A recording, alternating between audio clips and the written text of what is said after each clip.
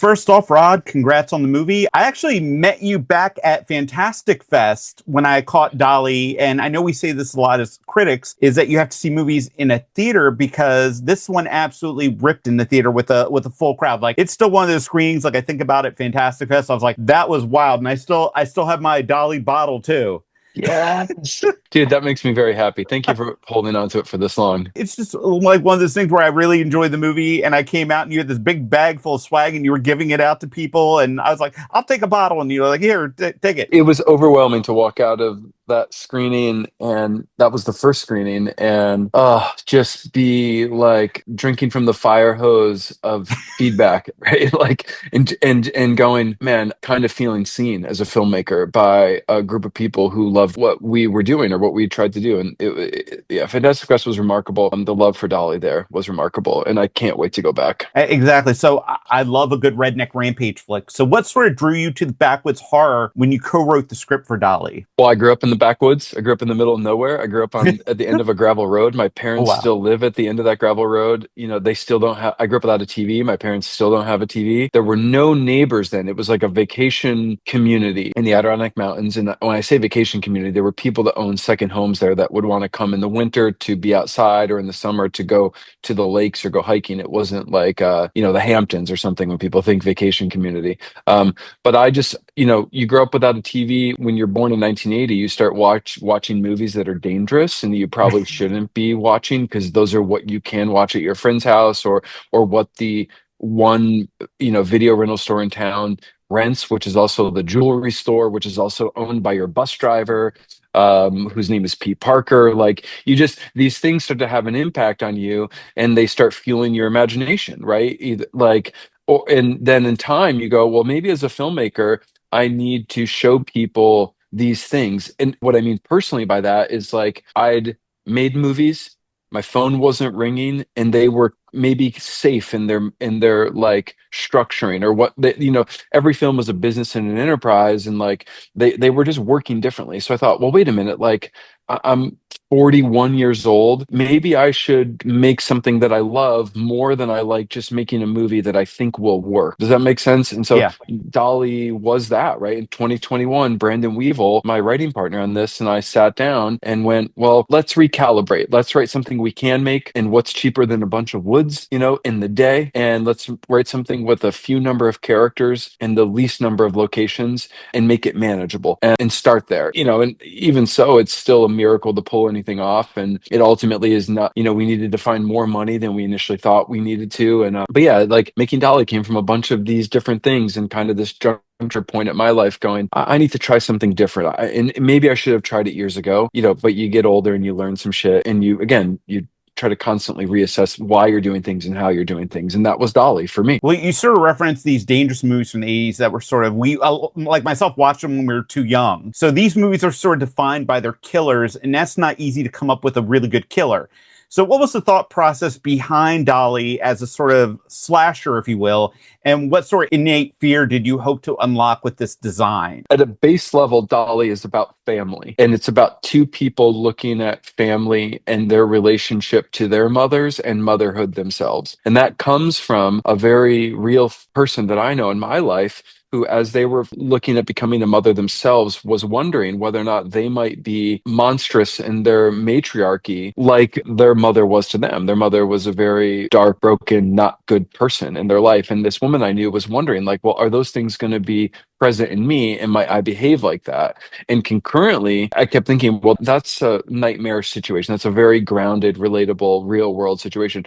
Well, what if this nightmare that you have comes true, right? And you meet the figure that represents that fear in movie Yeah. world, and then you have to navigate them. Like, that's where this started from. It's not my fear. And what I will say here is, like, it's not my fear. It's a fear it's a very real fear to somebody that I know. And ultimately, people have told me that sometimes with family, that is a very real fear. Will I pass on the pains and the hurt and the trauma of my own lineage and own family, like generational traumas, whatever that might be? But the interesting part, again, to go back to why this film is, like, I'd pitched many movies that were very, very personal, and none of them were getting made that were like more relatable to things I was going through or situations or, to my path and the things I was seeing as a human being, as a father, as an artist.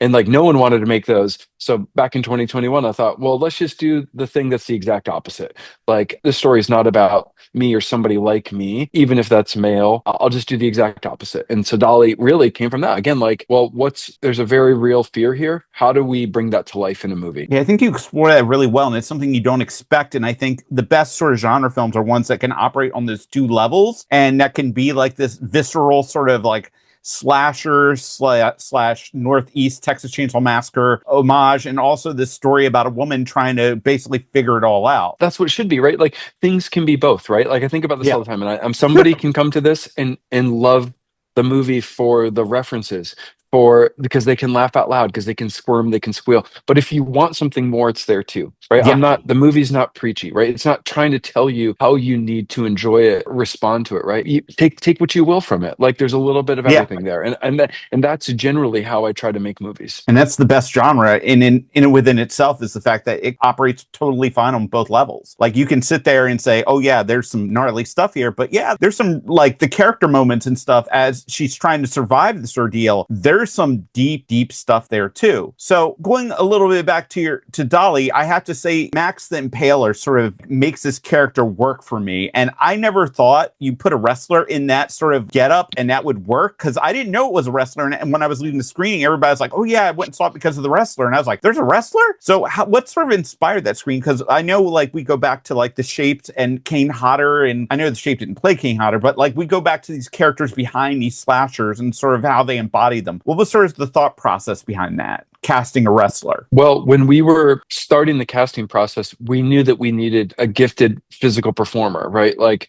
actually, to be fair, we didn't even know where to begin beyond that, right? We thought athletes, dancers, choreographers, people that could bring story to life without words. And that was it until my producing partner and producer of Dolly, Ross O'Connor, saw a flyer for a wrestling promotion in Nashville at a warehouse. And Max's image was on that. And Max the Impaler, and the character Max the Impaler, is arresting, right? And I went down an internet rabbit hole. Like, I don't know, they had it. Like the kids say, they had the Riz, right? I was just like, holy crap. Like I need to, like, this just, it felt like the thing we needed to pursue. I badgered them across all their social media. They eventually got back to me. We met for lunch. And then when we sat down for lunch in Louisville, Kentucky on a Sunday, almost 2 years ago, I think it was April of 2024, Max said to me that their lifelong dream had been to play a monster in a horror movie, and that horror movies were so meaningful to them and their evolution as a storyteller and their growth as a person.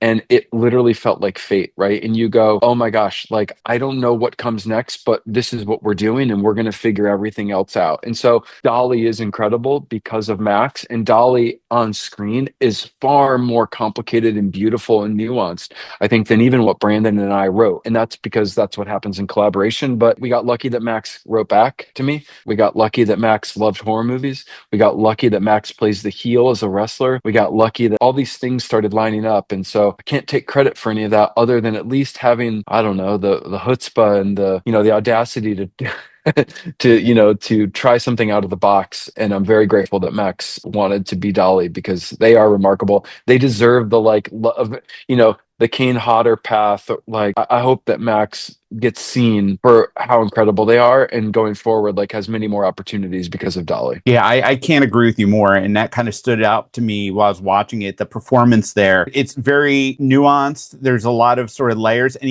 there's a grit to it. There's a grit to Dolly. Of course, I mean, there's a fondness for shovels too, but there's a lot of grit there. That's a very funny line. I'm going to steal that. Go ahead.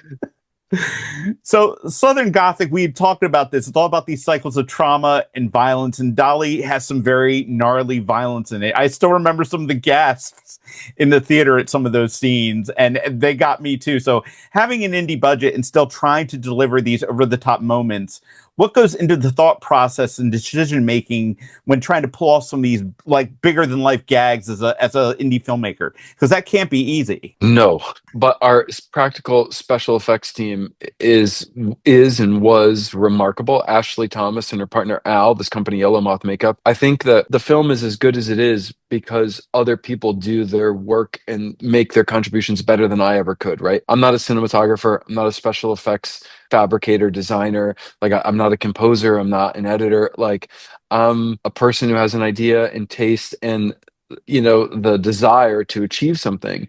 And with every collaborator, including our practical effects that happen in the movie, you have this idea and then someone tells me, hey Rod, that's probably not realistic with the time and money we do have, but here's an idea that we can do, and here's a way that it can be done even better.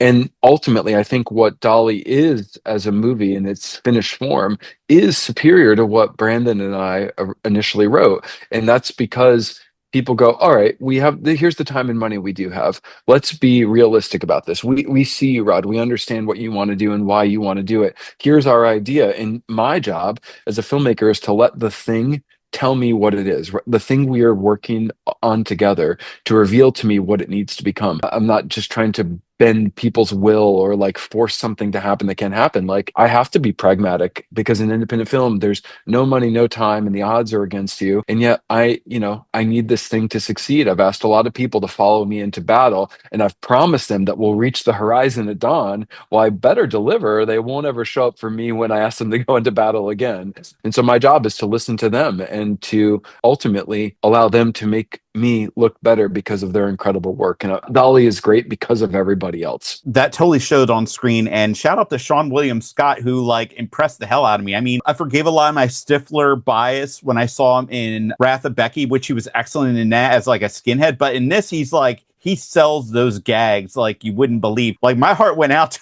a couple of those scenes. How did he come to the project? Because like he's just kind of come out of nowhere again with these great roles and sort of showing that, he's got these moves. He's got these bona fides that we didn't know about. We just knew him as Stifler. So Seann is a friend. He had become a friend after I'd asked for a meeting with him in 2019. And the reason why I asked for a meeting is because there's the same reason why I asked for Kit Harington to be in my last movie, Blood for Dust, is that we are all many different things, I think, as creative people, as human beings, right? Like we just aren't, nobody wants to be put in a box. And so I had this feeling that Seann was many other things, right? He kind of got typecast, right? He was very good at it. And I love those movies. I mean, Old School, American Pie, Role Models. Gosh, the movie he plays as the tennis coach is remarkably funny and weird. And Seann and I met, we became friends. And when you make an independent horror film, you call your friends, right? You call, and everybody in this movie was a friend or a friend of a friend. No assholes, no bad people, only people that will ride with you, because you're asking them to do something very hard. You're asking them to row upstream and uphill, and despite the odds, achieve something together. And so you call the people that will want to be there and be there for me. And Seann is that. And I'm very grateful for it, because I also am loving that people get to see something else out of him. He also wants to make neo-realist dramas. And I hope that maybe one day we could, like the Dardenne brothers, like something that feels far more European in its dramatic structure. And I want to do that too, because I'm also many different things. You are too, I'm sure. So I'm really glad that people are getting to see this side of Seann. So finally, I have to ask, I'm all about lore and how thought out the mythology was in the film. I really enjoyed that. And I heard you're hard at work on a prequel. Is that what's next for you? Oh my gosh. There are so many Dolly things planned, and they were planned from the beginning, right? Like when we first started writing this as a business, right? Because like for me, filmmaking has always been creative entrepreneurship. You're generating original IP. You're going, well, I have a family to support. I have a mortgage. I have kids. I mean, it's remarkable. I mean, but I think if you aren't the anointed chosen few that the cool kids have decided that you get to sit at the cool kid table, you also still need to make a living and make your way. And so I think for us, when we started mapping out Dolly, it was like, well, we know exactly everything we want to do. I mean, many films in. I don't know 10 films in where we're going to go, but we have many of these films and universe ideas already structured because I'm also going to do everything with that sort of intention and thought behind it. There's a reason why all the breadcrumbs and all the things exist in Dolly that people pick up on. There's a reason why you see Dolly response to different people at different times inside of the movie change, but you're also making a movie with the time and money you have.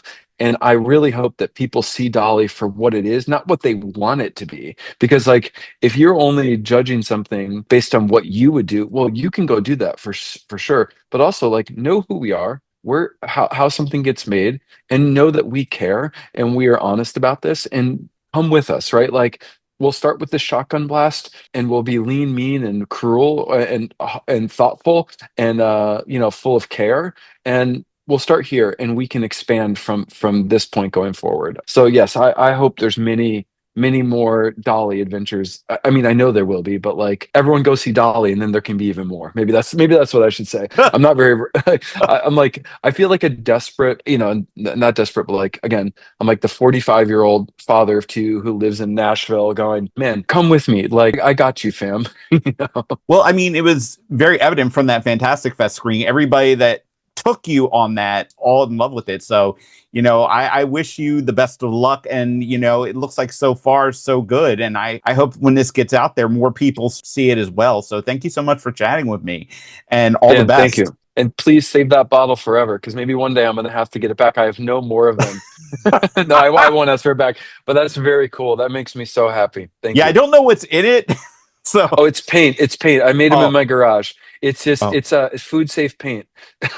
Because at first I thought it was like actually like, powdered Curdled milk. And I milk. was like, am I supposed to drink this?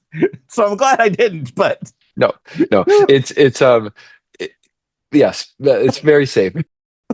thank you so much, sir. You have a great Thank you, day. Dan. I appreciate it. You too. You too. Bye.